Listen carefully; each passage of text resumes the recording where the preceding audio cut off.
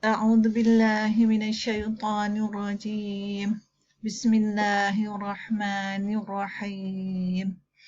نويت التعلم والتعليم والنفع والانتفاع والمذاكرة والتذكير والإفادة والاستفادة والحث على التمسك بكتاب الله وسنة رسوله صلى الله عليه وسلم والدعاء إلى الهدى والدلالة على الخير وابتغاء وجه الله ومرضاته وقربه وتوابه سبحانه مع اللطف والعافية وصلاح العاقبة برحمتك يا أرحم الراحمين. اللهم إنا نسألك العلم اللدني والمشرب الصافي الهني يا وهاب يا غني يا وهاب يا غني يا وهاب يا غني. وصلى الله على سيدنا محمد وعلى آله وصحبه وسلم. رب اشرح لي صدري ويسر لي أمري واحلل عقدة من لساني يفقه قولي.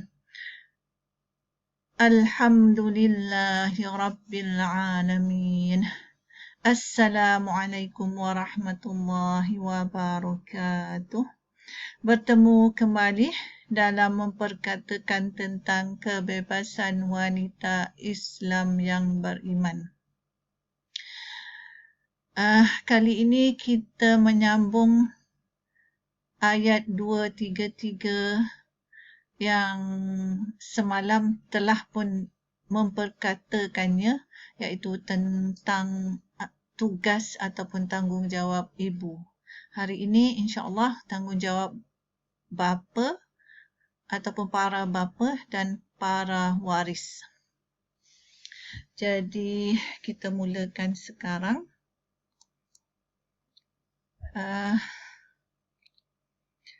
Ini adalah ayat yang ayat untuk yang sepatutnya kita berkata saya kecil anak.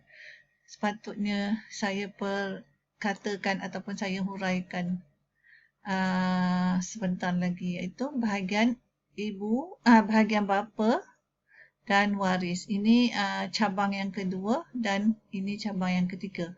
Saya buat sekali lah sebab tanggungjawabnya sama sahaja dengan para waris. Ini dia tugasnya. Yang ini bahagian untuk para bapa dan ini untuk para waris, iaitu dia memberitahukan yang sama, perkara yang sama ya. Jadi sebelum tu kita baca dulu untuk ayat penuhnya. Ini ayat penuhnya untuk bahagian untuk cabang bahagian kedua dan ketiga. Saya bacakan dulu. A'udzu billahi minasyaitonir rajim. Wa 'alal mauludi lahu rizquhunna wa kiswatuhunna bil ma'ruf. Wa 'alal mauludi lahu rizquhunna wa kiswatuhunna bil ma'ruf. لا تكلف نفس إلا وسعها لا تضار والدة بولدها ولا مولود له بولده وعلى الوارث مثل ذلك واتقوا الله واعلموا أن الله بما تعملون بصير. Terjemahannya, dan ke atas bapa kelahiran bayi lah, baginya ataupun tanggungjawabnya menafkahkan mereka dan memakaikan mereka dengan yang sebaiknya, sepatutnya. Tidak membebankan diri kecuali menyenangkannya ibu tersebutlah. Tidak menyusahkan ibu dengan anaknya. Tidak kelahiran sebenar baginya. Iaitu bukan kelahiran, bapa tidak melahirkan anaknya. Dalam kurungan itulah maksudnya. Dan ayat penuhnya tidak kelahiran sebenar baginya dengan anaknya. Dengan anaknya. Bapanya lah ni. Dan di atas para waris semisal itu. Dan bertakwalah kepada Allah. Dan ketahuilah sesungguhnya Allah dengan segala perbuatan diperhatikan. Ini ayat penuh untuk cabang kedua dan ketiga bagi ayat 2, 3, 3. Jadi kita tengok cartanya dahulu.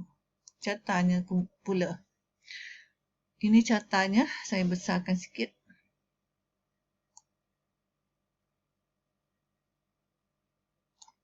Jadi, ini cartanya.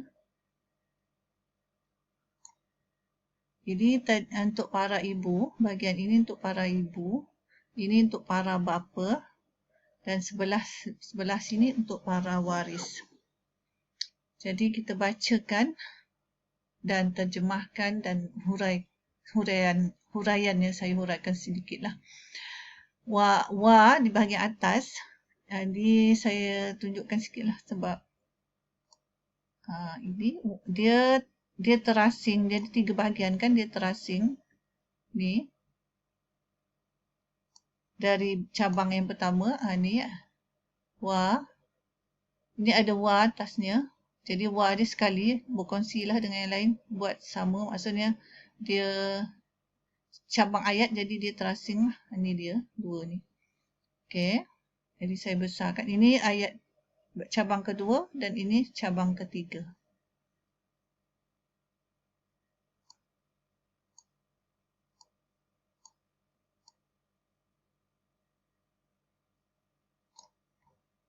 Okey, kita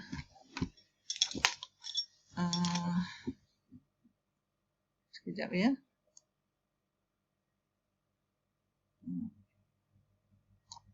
Saya besarkan lagi. Senang nampak. Okey, ini bahagian untuk tanggungjawab ataupun tugas bapa. Start dari sini. Wa ke atas. Jadi tak perlu saya tunjukkan. Wa alal mauludi, dan ke atas bapa kelahiran, lahu baginya ataupun tanggungjawabnya ataupun tugasnya, rizquhunna menafkahkan mereka. Wa dan kiswatuhunna memakaikan mereka, bil ma'ruf dengan yang sebaiknya. Jadi ini kira ranting yang pertama lah, bahagian untuk cabang ayat yang kedua. Jadi tugas para bapa yang pertama yang diberitahu sini untuk isterinya, hunna ini untuk wanita, jadi untuk isterinya lah, iaitu menafkahkan mereka. Dan memakaikan mereka dengan yang sebaiknya. Menafkahkan mereka ini maksud dia mencukupkan, nafkahkan mereka keperluan dia lah, keperluan apa yang dia perlu, apa sahaja keperluan dia yang sepatutnya lah. Dan memakaikan mereka. Memakaikan mereka ini bukan sekadar pakaian yang dimaksudkan di sini, sebab kiswah ni maksudnya sesuatu yang pakaian yang melindungi mereka ataupun menjaga mereka ataupun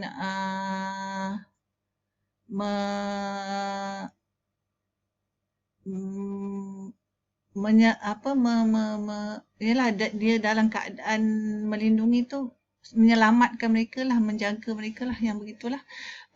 Lebih kepada itu, sebab menafkahkan ini, maksudnya nafkahkan ini termasuklah pakaian itu, kalau ikutkan adalah satu dia termasuk kategori nafkah, tapi ini maksudnya lebih besar, lebih luas lagi lah kalau bagi saya.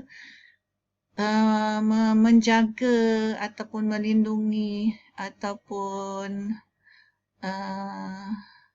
menyelamatkan mereka, begitulah, dengan yang sebaiknya ataupun dengan yang sepatutnya lah. Ini tugas bapa yang pertama kalau mengikut ayat inilah, iaitu menafkahkan, mencukupkan keperluan mereka, apa saja keperluan yang dia perlu, cukupkan keperluannya dan melindunginya.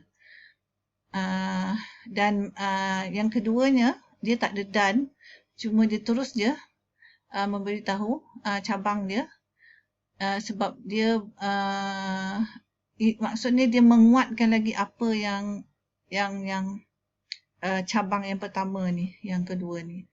La tukallafu nafsun illa wus'aha, tidak membebankan diri kecuali menyenangkannya. Maksudnya ni, dia menguatkan lagi yang cabang yang pertama ni, tidak membebankan para ibu itu, tetapi menyenangkannya, menggembirakannya, menyeronokkan hatinya, begitulah maksudnya. Lepas tu sambungannya lagi, dia pun tidak ada dan, untuk menguatkan lagi ranting ayat yang pertama ni, la tudarra, tidak menyusahkan, walidatum biwaladiha, ibunya dengan anaknya, tidak menyusahkan ibu dengan anaknya. Maksudnya di sini, kalau anak itu baru dilahirkan, dia memang bertanggungjawab menyusukan anaknya, tetapi tidak menyusahkan dengan perkara-perkara lain. Mungkin anaknya sakit ataupun anaknya menangis dan sebagainya yang membuatkan dia susah hati ataupun dia tak cukup tidur, menyebabkan dia mungkin risau ataupun bimbang ataupun sedih. Maklumlah dia baru melahirkan anak, tentunya kesakitannya masih lagi terasa. Dia punya badannya masih lagi lemah. Jadi kita sepatutnya lah para bapa tidak menyusahkan ibunya dengan anaknya kalau dia baru dilahirkan. Tapi ini dia tidak mengkhususkan kepada mereka yang baru melahirkan lah. Dia umum, jadi tak semestinya baru dilahirkan. Mungkin dengan semasa anaknya dah besar pun, ataupun dah besar, nak mendidik dia, mungkin dia anaknya ada masalah macam-macam ataupun ada sesuatu yang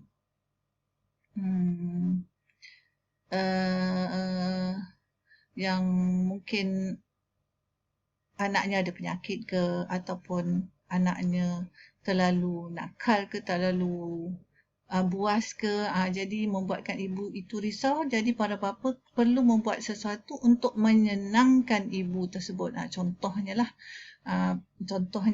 yang tidak menyusahkan itu. Dan kalau dia dah besar, mendidiknya tidak menyebabkan dia susah untuk mendidik anaknya. Tidak menjadi masalah untuk dia bekerjasama, tetapi jangan sampai ibunya itu merasa tension ke, stres ke, macam itulah, sampai dia boleh buat hilang akal ataupun tak waras ke cara dia bertindak dan sebagainya, sampai begitu. Okey, rasanya setakat ini dulu. Kita akan sambung ke video klip yang kedua sebab dah hampir 15 minit. Sebentar lagi. Video klip yang kedua.